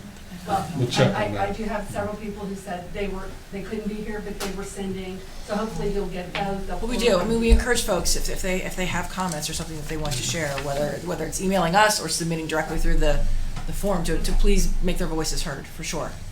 And this is a long-term recommendation process. I mean, I've seen studies like this from 15, 20 years ago down in the township that had a bypass road around the far side of the mall where the tower is now, and all sorts of other plans. Some of this may never come to fruition. Parts of it may, but it's good to have a snapshot of the conditions that are there now too, and recommendations for this. But ultimately, it's not TEC's decision as to what the township does over this. It's the trustees' decision and the county's decision on their roads and ODOT's decision on theirs. So this is to take all that information in, of course. In the interim, could we maybe still consider a left turn lane onto Orchard and see if that improves any of this traffic? You're saying a left turn. I think we gotta let Mr. Newby address that. I seriously doubt if we're gonna get a left-hand turn lane onto Orchard. I mean, Well, we used to have one. yeah, I mean. Traffic wasn't what it is now. No, on Kenwood into. The northbound left turn light. Yeah, there. Not a light, No, you mean a light? the light, the light that uses the left arrow to turn. I mean, it's based on the number of left turns. I don't know. It's not gonna work. Is there one on The traffic Happiness counts Way? aren't gonna work. There's one on Happiness Way, but we can't get one on Orchard. Yeah. There's more room There's more at Happiness, though, in the roadway. And ultimately, the solution might be something for that, like the sketch that we saw earlier with the one proposal for the project. There might be a road coming in off Montgomery Road that comes in behind Trio's current parking lot to Orchard. That's a possibility, and that way it would be a right turn off of Montgomery Road coming into the neighborhood from there. That's one of the proposals they had in that sketch. So, but it looks like just with the geography there now, there's just not a way to fit in a separate left turn lane unless you encroach into Greg's property, which he's not going to want for sure, or you encroach into the mall, and I don't know if that's It's a not a lane, possibility. it's the light. She said lane, she meant lane. I meant Right, light, the right, light. but if you put the light, it is going to block the traffic heading up then potentially. Out here, we have a similar problem too with Kenwood Road, where there's a turn light if you're heading northbound from the two lanes, but southbound there's not, and it causes weird traffic situations right over here at Kugler Mill in Kenwood too. So I don't know, maybe the county has some ideas about that, but this is all good to hear. Originally there was. I've been a resident for 50 years in this community, and there was a light that would turn left into Orchard.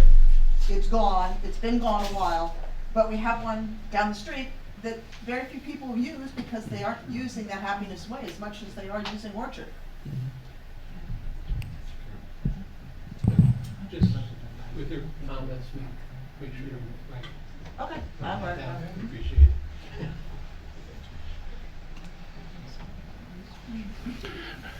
Hi, I think you ought to give some more drawings of all these different plans and all this stuff and get more neighborhood people coming in. So I didn't get any notice of anything.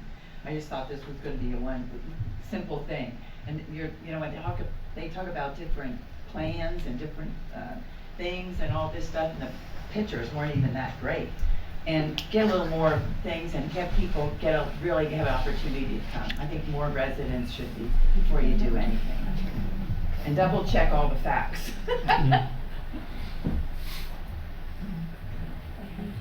Well, folks, we certainly thank you for coming out and sharing your thoughts and your opinions. And again, please take advantage of the survey.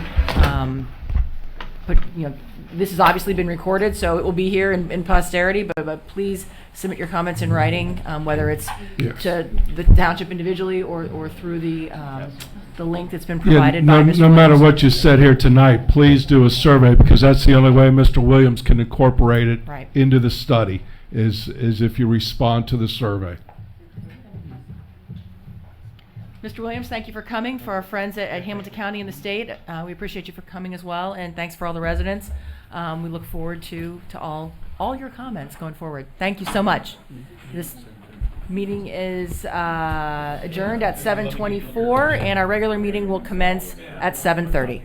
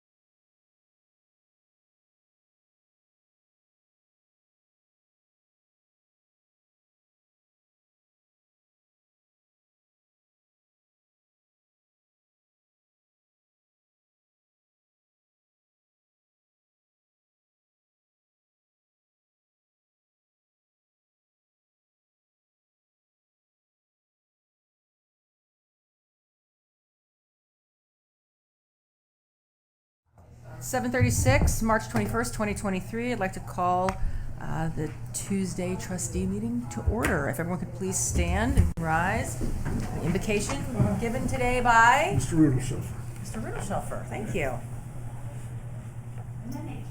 Heavenly Father, we praise you and give you thanks for the many blessings you have given us and the people of Sycamore Township. As we begin this meeting, we ask that you send us your Holy Spirit to enlighten and guide us as we discuss the business at hand. Help us follow the example of Lord Jesus Christ as we make our decisions. Here tonight, we ask this in Jesus' name. Amen. Amen. Please remain standing. Pledge of allegiance. Allegiance to the flag of the United States of America and to the republic for which it stands, one nation, under God, indivisible, with liberty and justice for all.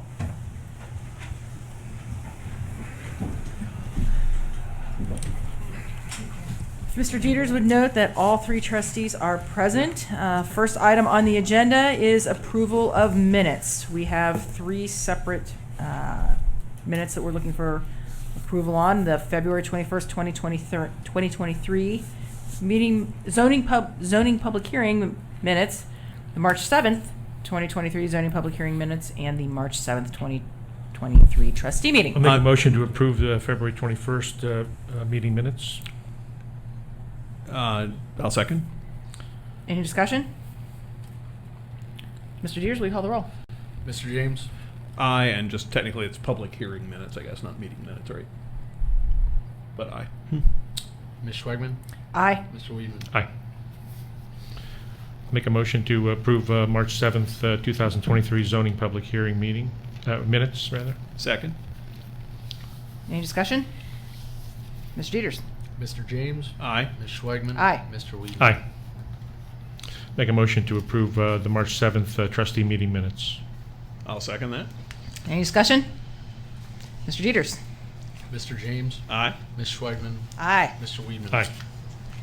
Next item, we have a presentation from Alexander Kanyuk, an Eagle Scout project presentation. Would you like to step to the podium and share your presentation with us? Yes. Welcome. Thank you. Hello, my name is Alexander Kanyuk, and I am a Boy Scout on the path to becoming Eagle. On the journey to becoming an Eagle Scout, there is a lot of work and dedication required. Among some of this work is the Eagle Scout project. And I am here today to propose my plan to make Bechtold Park a better area for both humans and wildlife around the area. For my project, I will orchestrate the building of a pollinator garden. This garden will display a beautiful display or arrangement of flowers and will be about 10 feet in width and 10 feet in length.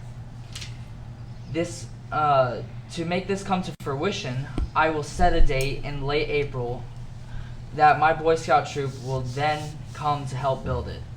For this project, I must dig a deep 10 by 10 area and then replace the grass with compost provided by the township. I will till the compost and soil and add an arrangement of flowers covering the whole area. This project will be in the rear corner of Bechtold Park near the visible bat houses that my troop also created for a Boy Scout project. I have planned out the whole project with the input from the park supervisor, and all that is left would be your permission. So my question to you is the township willing to permit me to make this project real? Thank you. I move we approve making this project real. I will second that. Any other discussion? Tracy, any concerns about any of this? No, Jason's gone over it with me. I think it'll be a great project. I think it's going to be good. Always willing to help the Boy Scouts. Very good.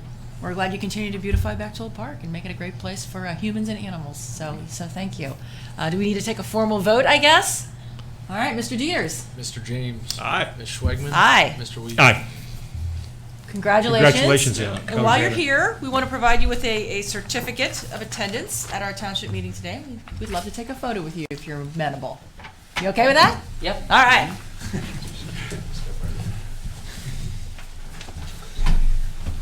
That's great, isn't it?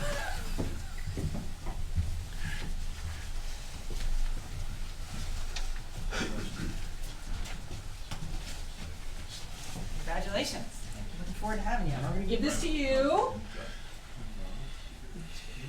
right, 3, 2, 1. Eagle Scout. Eagle Scout. All right, very good. Very nice. Congratulations. Let us know if there's anything else we can do to help.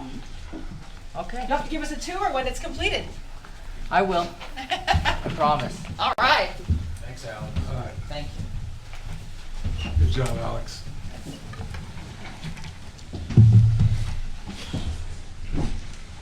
Which troop are you in, by the way? Troop 18. Where do you meet? St. Savior Church. Very good. Nice. I am an Eagle Scout from Troop 18. Are you? Okay. Yes, I am. That must have been a long time ago, Tracy. Yeah, it was a couple of years ago. Oh my. All right, next item on the agenda is public comments. I have a sign-in sheet here, but it looks like this probably was from the public hearing because Kat has departed. So do we not have anybody else that has signed up for the trustee meeting, Mr. Ucutter? We've not. Okay. All right, well, we will move on to planning and zoning report. I do not have a lot tonight. I just wanted to note that John Reagan has started with the Planning and Zoning Department. He's doing a great job so far. Currently, we're just focused on the blocking and tackling of planning and zoning, issuing permits, getting them out on time, and doing a great job. Great. With that, I have a few resolutions for some nuisance vehicles and properties, if I may. The first property is 12152 3rd Avenue. It's a junk vehicle. The complaint initiated was anonymous. The date of complaint was January 30th of 23. It's a occupancy type. It's a rental. Date of violation letter went out January 30th of 23. The date of last inspection from Mr. Clark was on March 15th of 2023. The posture of the owner representative was unresponsive, so no response. And with that, there's a resolution on the table. Here's just a few of the pictures to clean that up. There's a Jeep Liberty, and that's all for that one. I assume tags and everything are expired and what have you. Yes. Do we have a motion? I think he's got to read the resolution. Oh, okay. Yeah. Yes. A resolution providing for the removal of junk motor vehicle in Sycamore Township, Hamilton County, and the proper disposal, storage, and impoundment of motor vehicle by implementing the procedure set forth in Sycamore Township Resolution number 2012-14 and State Statute 505.173 and then 505.85 and 505.871 of the Ohio Revised Code. Motion to approve. Second. Any discussion? Mr. Dieters. Mr. James. Aye. Ms. Schwegman. Aye. Mr. Weedman. Aye. All right, the next one is at the same property. It's at 12152 3rd Avenue. On this property, there are 2 mattresses and garbage on the property. The complaint was anonymous, probably the same complaint as the last one at this property. Date of complaint was January 30th. It's a rental. Date of last inspection was March 15th of 23. The posture of the owner representative has been unresponsive, and there's been no response. With that, here's just a few pictures. The mattresses, and then there's the junk. So with that, resolution providing for and authorizing removal of vegetation, garbage, and refuse and other debris, and declaring a nuisance for the property located at 12152 3rd Avenue, Sycamore Township, Hamilton County, Ohio 45249. I move we approve the resolution that you've presented. Second. Any discussion? Mr. Dieters. Mr. James. Aye. Ms. Schwegman. Aye. Mr. Weedman. Aye. For the next tranche, this is at 12060 7th Avenue. The type of violation here is trash and rubbish and 4 junk vehicles. The complaint was anonymous. The date of complaint was May 17th of 22. The occupancy type is owner-occupied. Date of violation letter was on May 17th of 22. Date of last inspection was March 15th of 2023, so they certainly had some time in between. The communication was responsive, but Mr. Clark notes that he talked with the owner many times, and really nothing happened. So here are the photos for this one that Mr. Clark took. As you can see, junk and refuse on the property. So with that, a resolution providing and for and authorizing removal of vegetation and garbage and refuse and other debris and declaring a nuisance for the property located at 12060 7th Avenue, Sycamore Township, Hamilton County, Ohio, 45249. Motion to approve. Second. Any discussion? I think this might be a frequent flyer for us in the past, I think, at this address. Mr. Dieters. Mr. James. Aye. Ms. Schwegman. Aye. Mr. Weedman. Aye. Lastly, for this tranche, this is for the same house at on 7th Avenue. Here, there's just multiple plural vehicles at the property that are in similar condition. Like this one here is not operable. Tags are expired. So with that, a resolution providing for the removal of junk motor vehicle in Sycamore Township, Hamilton County, and the proper disposal, storage, and or impoundment of motor vehicles, plural, by implementing the procedure set forth in Sycamore Township Resolution number 2012-14 and statutes 505.173, 505.85, and 505.871 of the Ohio Revised Code. Motion to approve. Second. Any discussion? Mr. Dieters. Mr. James. Aye. Ms. Schwegman. Aye. Mr. Weedman. Aye. Thank you. That's all I have. Thanks, Jeff. Next up, Sheriff's Patrol report. No report, ma'am. No report tonight. Okay. Short and sweet. Actually, can I ask a question, though? We had a public meeting earlier to present a traffic study that's been done, and there were a lot of residents here, and several of them had concerns about enforcement of traffic violations on Styrax and a few other streets back there off of Orchard Lane and the intersection there. I don't know if there's anything you guys can do to maybe show a presence in the area. That might help. Yeah, Yes, sir. I think We do that. they'd appreciate that. I think. Thanks. A big complaint of theirs was blocking Orchard. Yeah. Blocking Orchard. At the traffic Like light. Kenwood. All right. Thank you. EMS and Fire report, Chief. Good evening.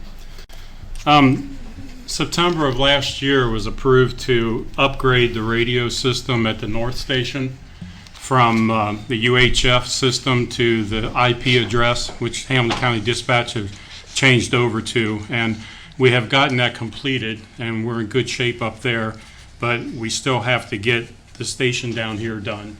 We're still dispatched down here through the UHF system, and right now the county's dispatching on the IP, but they're cross dispatching through the UHF, and back in January and December, the UHF system failed on the county, and we didn't get about 14 dispatches.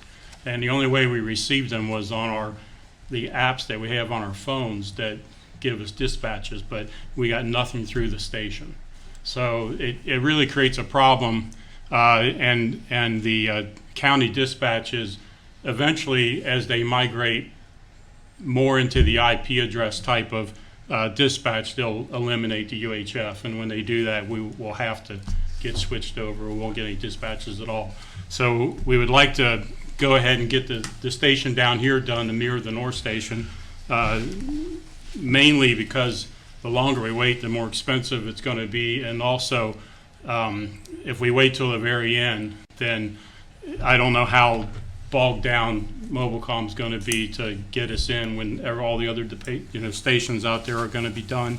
So we're requesting for your consideration to go ahead and upgrade this dispatch system down here at this station so we can have both stations up to par.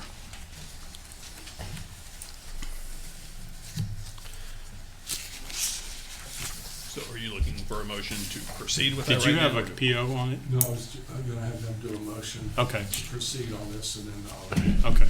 I'll make a motion to which was proceed the to. approval, and then I'll give it to the remaining. Okay, I'll make a motion to approve the Mobilecom upgrade for the southern firehouse.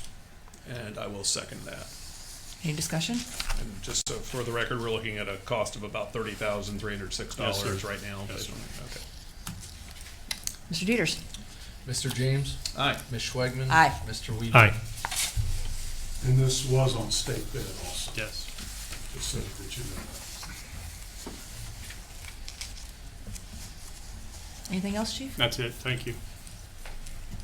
Road maintenance and recreation report. Mr. Rudelschaffer. Give a quick report. The administration playground this week, our maintenance forces installed 3 park benches back at the administration playground. So that is taken care of. Now we've had some requests as the weather has warmed up. So that is done. I know neighbors that will be very pleased. They were asking about it over the winter. So that's great. Thank you.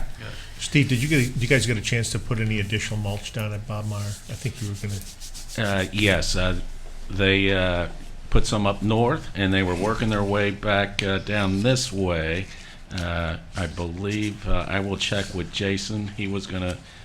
He had that on his list as well. Okay. I will confirm that. All right. Yep. Thanks. Yep. And I'll just throw out a reminder as to Bob Meyer Park too. Whenever we can get playground equipment upgraded there, neighbors keep asking about it there. Tell them there's a beautiful new one right here, right around the corner from them. Oh, they've noticed that. I assure you, they want to know where theirs They're is. more than happy to come over here and use this. Okay. And then I have 3 resolutions to present tonight for the trustees to consider. First one's a resolution approving and authorizing a contract to reconstruct a culvert for the Gideon Lane Culvert Improvement Project and dispensing with a second reading. Motion. I'll second the motion to approve that. Any additional discussion? Are they working on that? What are they working on there down on Gideon? They had a lot of guys down there. Are they working on that? Utility relocation right now. Okay. Yep, gas main, underground utilities. The price, the bid price from Ford Development Corporation for that project was $431,580.16. It was a big spread on the bids on this. Yeah, we wasn't had it? 4 bids on this. I believe they were 100,000 under the next bid. Yeah. All right. So that's good. Mr. Dieters. Mr. James. Aye. Ms. Schwegman. Aye. Mr. Weedman. Aye.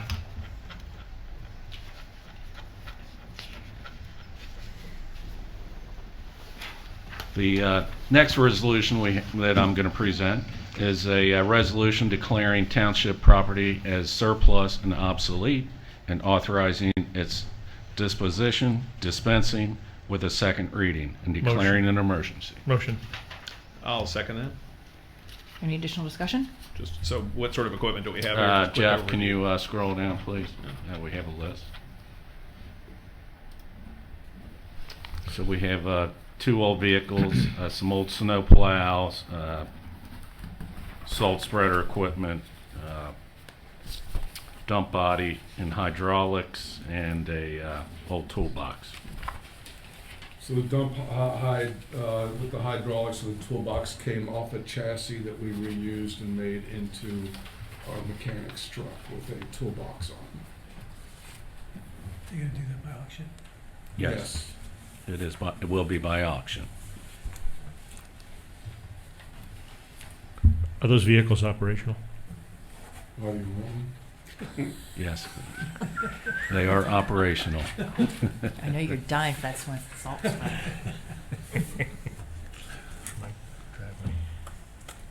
Any additional discussion? Mr. Dieters. Mr. James. Aye. Ms. Schwegman. Aye. Mr. Weedman. Aye.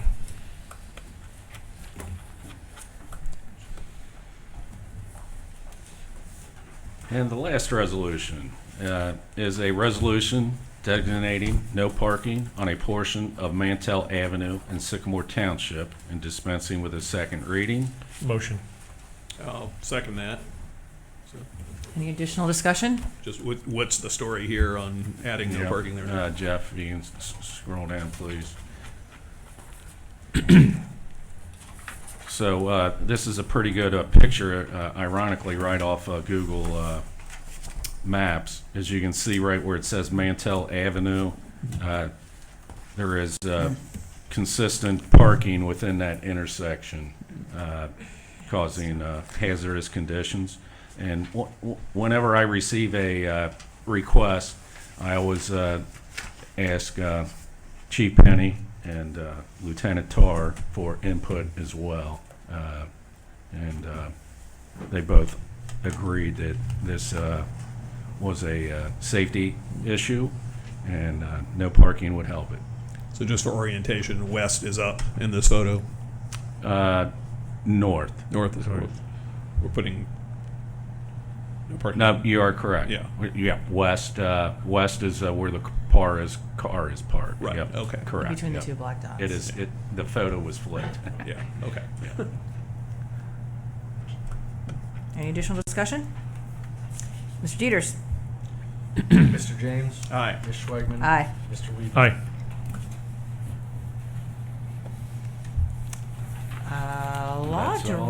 Law director report. Thanks, Steve. I have nothing to report. Oh, darn it. And you said that with a lilt in your voice tonight too, Larry. Thank you. With my daughter. That's right. Mr. Callums, administrator report. The only thing I really have is, Mr. James had mentioned we had a traffic study, public meeting tonight. It was well attended by the public. We had a lot of good comments, and hopefully they will all submit those in writing to us so they can be included in the study. Other than that, I just have purchase orders of $5,000. Purchase order 23-96, Bushelman Supply, in the amount of $27,402.30. This is storage building garage door. So this is up at Schuler. This is what used to be our original salt building before we built the dome up there. This is putting a door on it so it can be used for storage. 23-99, Ohio Carnival Company for $15,000. This is for rides for the festival in Sycamore 2023. 23-100, Cumulus Cincinnati for $7,000. This is advertising for the festival in Sycamore 2023. 23-106, Lebanon Ford. This is for the replacement of 2015 sheriff's vehicle in the amount of $37,853 for a 2023 Ford Explorer.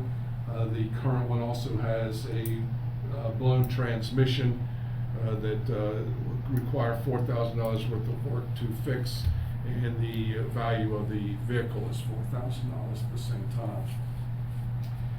23-107 is PAR Public Safety Equipment. This is for the equipment to go in the sheriff's vehicle. This is for an amount of $5,653.00. So Bushelman Supply, Lebanon Ford, and PAR are all from TIF, and all these are appropriated. Motion to approve provided purchase order. I'd actually like to do these individually if we can. I have some questions about some. Well, you can ask any questions you want after under discussion. If you don't want a second. I'm not going to second the group. So. Okay. So do we want to do it individually? I prefer to do that, or I can ask the questions now, but I prefer to do them individually, I think. If Mr. Weedman is withdrawing his group motion, were you doing that? I'm not. Okay, well, his motion on the table is not seconded, so I guess it... I'll second it. I don't have any issue with the items proposed here. Okay. Well... So, and now, any discussion? Thank you. Okay. Parliamentary procedure-wise, that was correct. It's fine. So thank No, you. that's fine. Yeah. So the rides for the festival, I have questions about that first. $15,000. I think we last paid $10,000 for the. Did the price go up that much since 2019, or are we looking at a broader scope? The price went up that much, and we are lucky to get that. The price of most of them, two others that I was able to get that date was $20,000. They want $10,000 a night. The people that we had been using for 10 years, well, not for 10 years, so that started in 2015 was the first year that it was $10,000. So that's been 8 years ago now. Price of insurance apparently has gone way up. That's a story that I got from everybody that I talked to, that the insurance is very high, along with diesel fuel being very high. That's we felt fortunate to even find this company and be able to get this lined up for $15,000. Okay, that makes It's sense. my understanding that some of these folks, even after COVID, went out of business. Many of them You know, are. so there aren't as many Yeah. I think options. the ones we used before, are they, The ones we used they're not even in before business. aren't in business Aren't in- anymore. The yeah. ones we used before them are not in business anymore. Okay. And the ones that Deer Park used, they used to use, they're not in business Yeah. anymore. So there's quite a few of them that COVID just did in. Okay, that makes sense. And then the Cumulus Cincinnati, the $7,000 for advertising. Tell me about that. Okay, so that is a contract with Cumulus, and that is for 131 commercials on WGRR, WOFX, and WRRM. That compares with, in 2019, we spent $12,000 on advertising, so we have cut that way back. We are not going with Clear Channel, so that cut $5,800 out. Cumulus was $5,000 or $5,100 in 2019 for 62 commercials. So this year for an increase of $1,800, so $7,000, we doubled our commercials to 131. Are we going to be doing any other advertising in any form? We will be doing advertising with signs and banners, nothing else on TV or radio. And in our newsletter, Yeah. Right, yeah. Newsletter, Facebook, webpage. webpage, Right, all that. all of that. And I think all that's good. My concern is spending $7,000 on region-wide radio, even if this is a much better deal than before, to advertise a festival we're putting on for our residents and for the children of the residents to play on this play equipment that we're paying for. Where's the money coming from? This is coming out of our general fund, essentially, to pay for this, right? That's correct. It's not sponsored by a particular sponsor who's offered to put up the cost of it or any of that? It is not.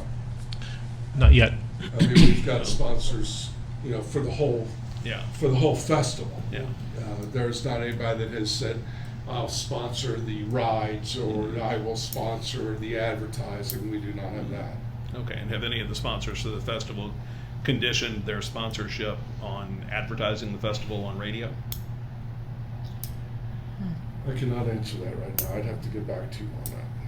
Yeah, I would just suggest we hold off on that right now. We are doing this for our residents. It's not a money-making venture for the township by any means. It's a cost to the township already.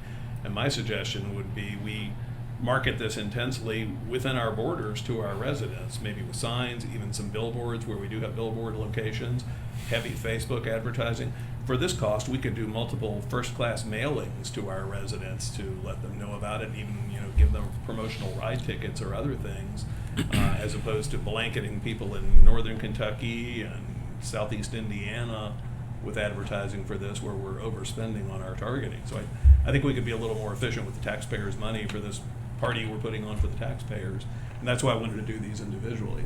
I think we should at least hold off on this until we have a better idea of some of this. I'm fine with all the other things, including the rides, but I don't see the purpose in that advertising. If someone can explain that to me and convince me otherwise, I'm open to that, but this is something we're doing for the residents, and we're spending their money on this, so they're welcome to invite anybody they want from wherever in the world they want, but we don't need to necessarily pay lots of money for those invitations ourselves.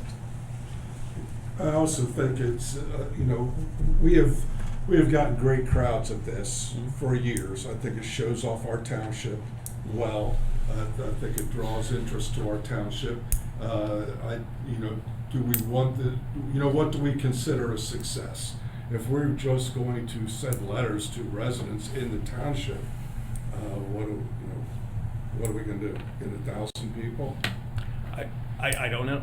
And I'm not I think trying we to can downplay. Sorry, one other suggestion. I'm sorry to interrupt, but on the other hand, if this is a marketing event for the township, is that something that can be legitimately pulled from TIFs in the commercial areas to cover the cost of it, rather than funding coming directly from the taxpayers themselves? That would be a question for Mr. Barbier. It's economic development.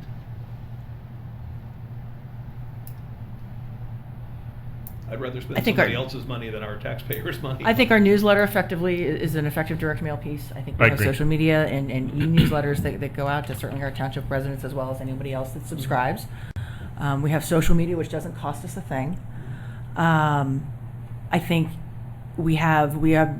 I frankly have been impressed with the pace of sponsorship that has been coming in, which are dollars outside the township. So not 100% of, I think the sponsorship we have procured exceeds $7,000. So I think if you wanted to be picky and you wanted to say we are going to apply outside dollars to this expense, if that gives you a greater level of comfort, I suppose you could draw it up that way or in your mind. Or if we can use TIF money, that would mean redoing the PO for that, I think, but I'd be more comfortable with that. Yeah, and I could do, if you approve it, I can redo it. Well, why don't we redo it and present it that way in the next meeting? Is it urgent to do it now, is the other question.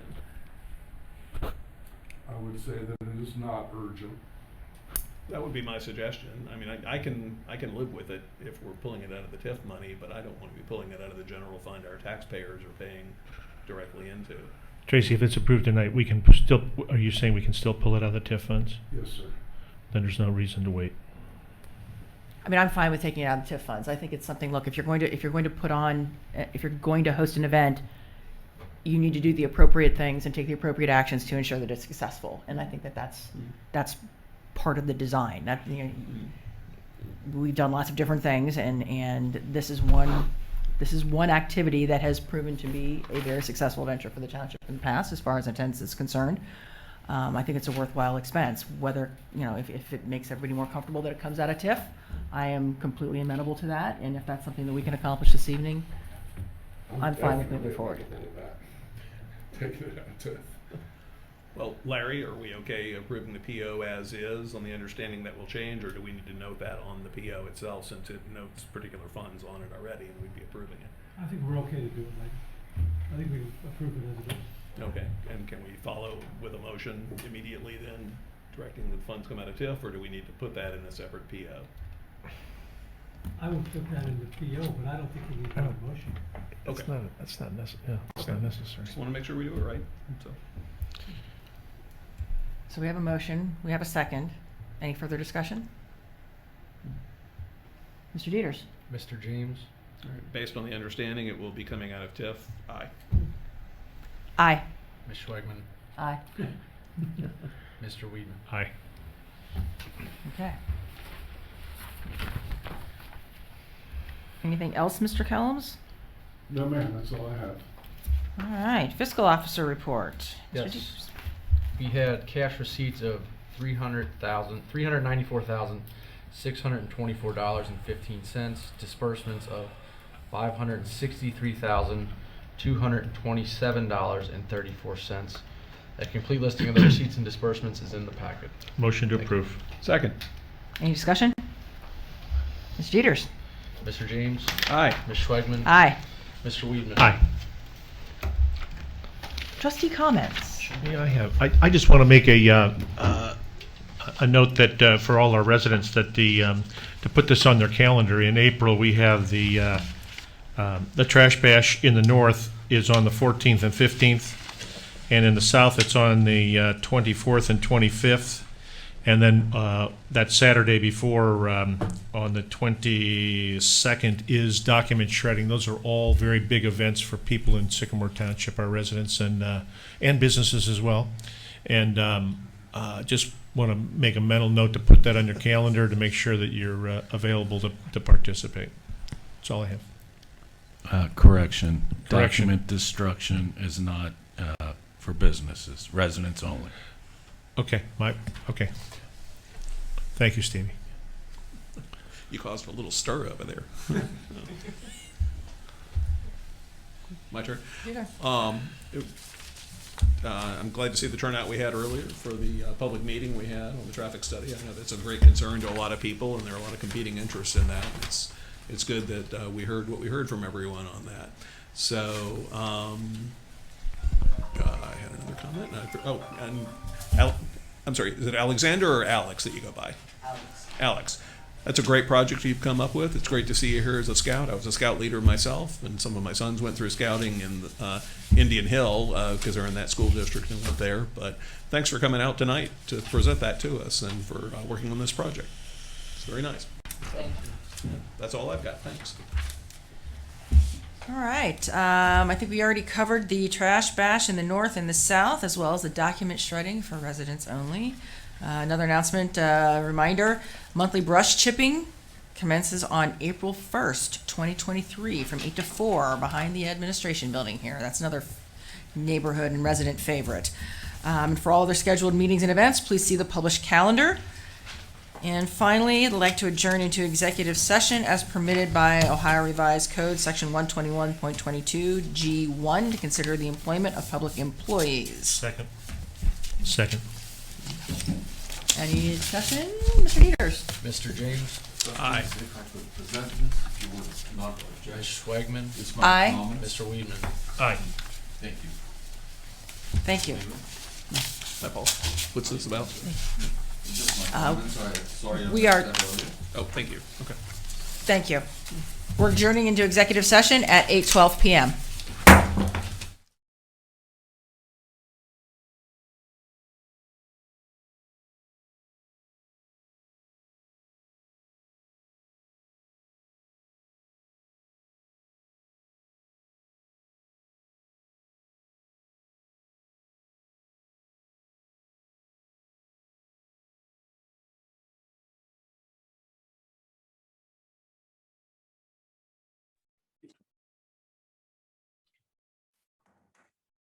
It's 8:25. We are back from executive session. Do we have any, are we taking any action today? Yeah. Oh, sorry, call the roll. Mr. Dieters, thank you. Mr. James? I'm here. Ms. Schwagman? Present. Mr. Weedman? Present. I'd like to make a motion to hire Ryan Price to our maintenance department. I'll second that.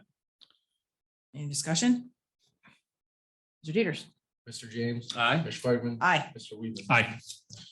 I'd like to make a motion to hire Amy Beth Abel as a part-time receptionist. I'll second that. Any discussion? Mr. Dieters? Mr. James? Aye. Ms. Schwagman? Aye. Mr. Weedman? Aye. I have a resolution setting the rate of pay for a newly hired township employee. This would be for Ryan Price to the maintenance department at $18 an hour. Upon obtaining his CDL, that will go to $20. Motion to approve. Second. Any discussion?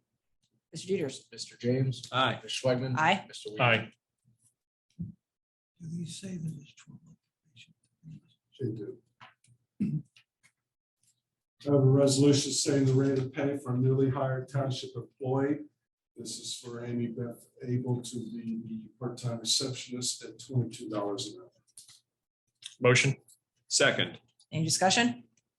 Mr. Dieters? Mr. James? Aye. Ms. Schwagman? Aye. Mr. Weedman? Aye. Motion to adjourn. Wait, quick question. Sorry. As to the hire Mr. Reagan in the zoning department, do we need a motion as to that? I told Tracy. Okay. Just wanted to clarify then. I will second the motion to adjourn. Put on the table. All in favor? Aye. Aye. We are adjourned. It is 8:27.